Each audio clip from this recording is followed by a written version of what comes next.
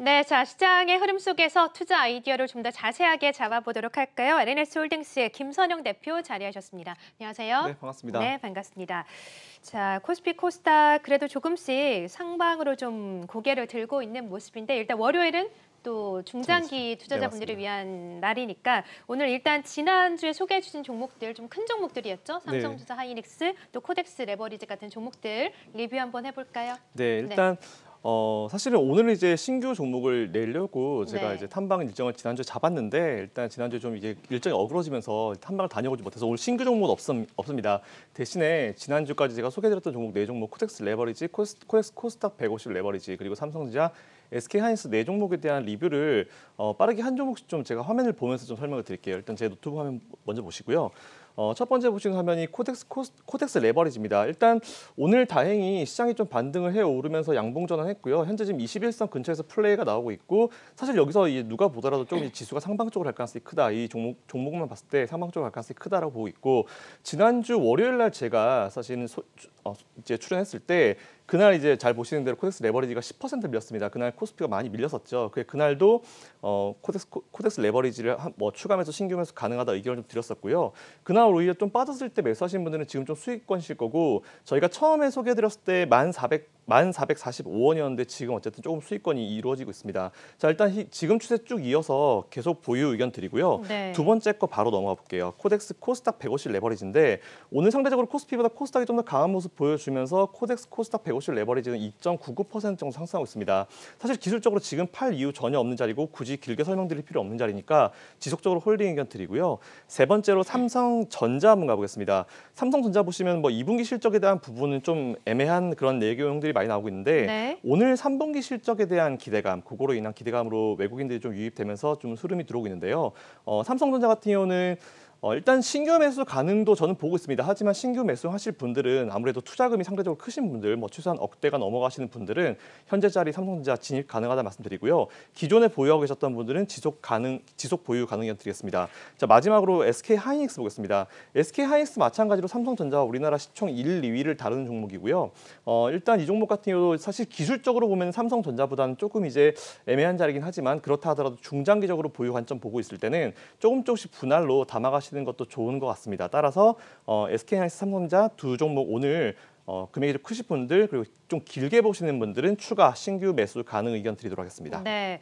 자, 근데 지금 워낙에 좀 불확실성 요인들이 많다 보니까 지수 자체에 대한 베팅보다는 종목에 좀 집중하자 이런 전략들이 많이 나오잖아요. 뭐 코덱스 레버리지나 코스닥 150 레버리지 같은 경우는 한번 좀 이익을 실현하고 좀 출렁일 때 다시 들어가는 전략도 괜찮지 않을까요? 사실 제가 네. 코덱스 레버리지랑 코스닥 150 네. 레버리지 소개해드린 이유가 이제 이 속해져 있는 종목 하나를 우리가 이제 돈이 많으면은 사실 여러 종목 사도 상관없는데 이 종목이 왜 좋냐면은 삼성전자가 올라갈 때도 올라가고 예를 네. 들어서 이제 뭐 셀트리온 올라갈 때도 올라가고 보시면 이제 바이오주가 올라갈 때랑 IT주랑 올라갈 때 서로 이제 반대되는 이제 흐름이 나옵니다. 근데 네. 어떤 종목이 올라가든지 간에 이 종목은 항상 올라가는 종목이기 때문에 여러분들이 코스닥 150 레버리지는 그냥 지수 전체적인 부분에 좀 베팅을 하시고 지속적으로 이어가시면 될 것 같고요. 네. 만일 중간에 이제 수익 실현을 좀 해야 되는 시점이 오면은 제가 여러분들께 지금 조금 이제 잘라가겠습니다라고 의견을 꼭 드리겠습니다. 네, 꼭 주셔야 됩니다. 네, 알겠습니다. 알겠습니다. 자, 그럼 오늘 이슈 점검을 해보도록 하죠. 자, 요즘 또 계속해서 개인 투자자분들이 증시에 계속해서 유입이 되는 가운데 가장 걱정을 하고 계신 게 아무래도 9월에 재개될 공매도 이 부분이거든요. 이 부분에 대한 이슈를 오늘 가지고 오셨다고요? 네, 한 3개월 정도 지났는데 제가 좀 주제 선정이 앞서서 좀 많이 살펴보니까 네. 아무래도 공매도에 대한 걱정을 좀 많이 하시더라고요. 그래서 원래는 이제 양도세 얘기를 하려고 하다가 그것보다는 공매도 얘기를 먼저 우선하는 게 나은 것 같아서 공매도를 준비해봤습니다. 자, 제가 지난 3월 13일이죠. 금요일 날 오후 3시에 금융위가 임시금융위를 열어서 시장 안정화 조치를 발표를 했습니다. 이 중에 세 가지가 발표를 했는데 이때 당시에 첫 번째 공매도 6개월간 금지 그리고 두 번째가 자사주 매입 그리고 매수주문 한도를 완화했고요. 그리고 세 번째로 신용융자 담보 비율 유지 의무를 면제를 했습니다. 짧게 좀 설명드리면은 공매도 금지는 뭐 6개월 정도 했죠. 그래서 2008년도 10월, 2011년도 8월, 이은 세 번째 조치라 보시면 될 것 같고요. 6개월 후에 시장 상황을 봐가면서 연장 여부를 검토할 예정이다라고 나왔습니다. 두 번째, 자사주 매입 같은 경우는 일반적으로 상장사들이 자사주를 취득할 때는 보통 이제 10거래일 정도에 걸쳐서 이제 매수를 하게 되어 있는데 배당 가능 이익 한도 내에서 하루에 전체 다 매입 가능하게 조치를 했고요. 세 번째로 신용 융자 담보 비율 유지 의무 면제. 쉽게 얘기하면은 그냥 신용에 대해서 좀 봐줘라 이건데 증권사 내규에서 정산 담보 비율을 준수하지 않더라도 제재를 받지 않도록 비조치 의견서를 발급했습니다. 이에 따라서 투자자 이익 보호 그리고 시장 안정을 위해서 담보 비율 하락에 따라서 기계적 반대 매매를 좀 자제시키겠다라는 기대감이 있었고요. 위 세 가지 조치를 일단 해서 시장 안정화를 유지해 왔는데 네. 이게 원래대로 다시 돌아갈 시 가장 걱정되는 건 아무래도 세 가지 중에 이제 공매도가 재개되는 부분일 그렇죠. 겁니다. 네. 그래서 일단 과거에 제가 실제 공매도가 중지된 이후에 다시 재개가 되었을 때 어떤 흐름을 보였는지 제가 한번 준비해봤습니다. 네, 궁금하네요. 네, 우선 우리나라의 이제 비금융주 관련 공매도 중지 조치가 이번까지 총 3번 있었는데요. 첫 번째가 화면 보시는 대로 2008년도 금융위기 당시에 공매도 시행 후의 지수 흐름입니다. 보시면 여기 왼쪽 위에 노란색 박스칸 동그라미 보실 거예요. 이때가 공매도를 이제 다시 재개한 시점이고요. 오히려 이때 당시에는 이제 공매도와 관계없이 시장이 워낙 불안정했기 때문에 공매도 이제 시행 후에 공매도 시행 후에 네. 이제 금지 시행 후에 40% 지수가 더 급락을 했습니다. 공매도를 금지 시행한 후에 네, 금지 시행한 후에 워낙 시장이 안 좋았기 때문에 뭐 공매도와 상관없이 그냥 40% 정도 더 지수가 급락을 했고요. 네. 그 두 번째 케이스 보겠습니다. 두 번째 케이스는 2011년도 유럽 재정위기 당시의 공매도 시행 후의 지수 흐름인데요. 네. 이때 당시에도 노란 동그라미 이후에 공매도 시행 이후에 약 지수가 저점 대비해서 9% 정도 더 추가 하락한 모습을 보실 수 있을 겁니다. 이건 공매도 금지 시행인가요? 공매도를 시행을 한 건가요? 그러니까 공매도 금지 시행이죠. 네, 그러니까 공매도를 못하게 한 이후에 추가 하락을 했다 이런 말씀이신 거죠? 네, 맞습니다. 네. 앞에 금지가 좀 빠졌네요. 그럼요. 네. 죄송합니다. 네, 어쨌든 그리고 이번에 3월달 기준 한번 보겠습니다. 3월달에도 공매도를 금지하고 나서 네. 오히려 19% 정도 추가 지수 하락이 좀 더 나왔습니다. 그러네요. 물론 그 이후에 지수가 올라오긴 했지만 네. 이런 부분 좀 체크해 보시면 될 것 같습니다. 네. 자, 그러면 지금 이제 공매도 금지 시행을 한 이후에도 주가가 좀 하락을 하다가 다시 좀 상승하는 흐름을 좀 보여주셨었는데 그러면 이제 저희가 가장 궁금한 건 공매도가 그럼 과거에 다시 재개가 된 이후에 어떤 흐름을 보였느냐 이게 가장 궁금한 거잖아요. 어떻습니까? 네. 제가 좀 떨리는 마음으로 좀 봤는데 확인해 네. 봤는데 다행히 공매도 재개한 올라왔어요? 이후에 네. 오히려 좀 긍정적인 우리가 걱정했던 방향과는 좀 반대로 많이 흘렀고요.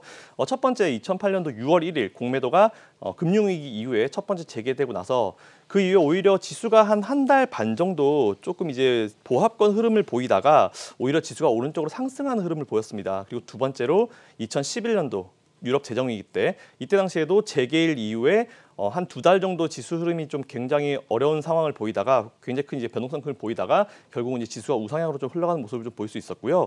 그래서 중요한 건 사실 이제 이번이죠. 이번에 과연 공매도가 9월 달쯤에 재개가 되게 되는데 네. 그때 당시에 이제 어떻게 될 9월 것인가? 15일? 네, 네. 맞습니다. 근데 일단 현재 지금 나오는 상황만으로 놓고 봤을 때는 이제 이걸 연기하겠다라는 그런 얘기들이 굉장히 많이 나오고 있는데요. 맞아요. 일단 이것과 하필이면 또 봤을 때 9월 달에 또 MSCI 리밸런싱까지 같이 예정이 돼 있어서 게다가 이제 지난 주말에 양도세 이슈까지 나왔죠. 그래서 맞아요.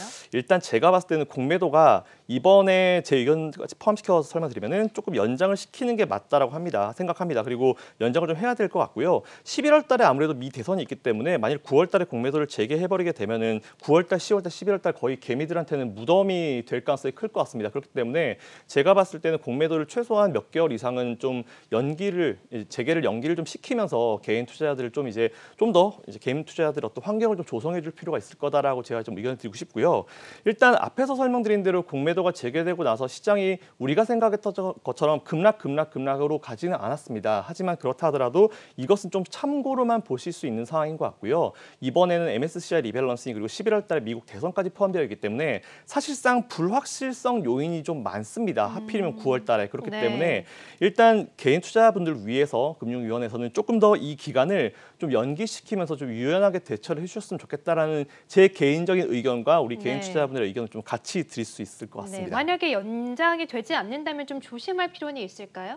연장이 네. 되지 않는다면 이거는 조금 어려운 상황이 발생할 수 있을 것 같아요. 네. 이게 양도세 이슈가 또 맞물려 가지고 아직 양도세에 대한 얘기가 정확하게 나오지 않아서 이번 주 안에 또 관련된 얘기가 나온다고 하던데요. 네, 맞아요. 이달 안에 나온다고 지금 얘기하고 있는데 사실 네. 저도 나와 봐야지 좀 분석을 해야 될 것 같아서 지금 네. 요거와 관련된 분석을 하지 못했는데 어쨌든 지금 너무 개인 투자자들한테 좀 불리한 방향으로 가는데 이거는 좀 아니죠. 그래서 개인 투자자분들한테 조금 더 유리한 지금까지 너무 고생을 많이 했기 때문에 한 번에 이렇게 너무 많은 규제를 통해서 개인 투자자들을 이렇게 힘들게 하지 마시고 네. 정말 한 2, 3개월 정도 최소한 2, 3개월 이상은 조금 유연하게 가시면서 불확실성 최소한 미국 대선이라도 좀 끝나고 이거에 대한 불확실성이 사라질 때까지는 이 흐름을 조금 유지를 해주셨으면 하는 그런 바람을 좀 가지고 있습니다. 네, 자 지금 또 양측 간에 좀 치열하게 좀 의견 다툼이 이루어지고 있죠. 개인 투자자분들은 공매도를 좀 연장을 해달라. 또 금융당국이나 여러 전문가들은 공매도 순기능이 어쨌든 있기 때문에 조금 이제 재개를 하는 게 낫지 않나 이런 의견들이 나오고 있는데요. 어쨌든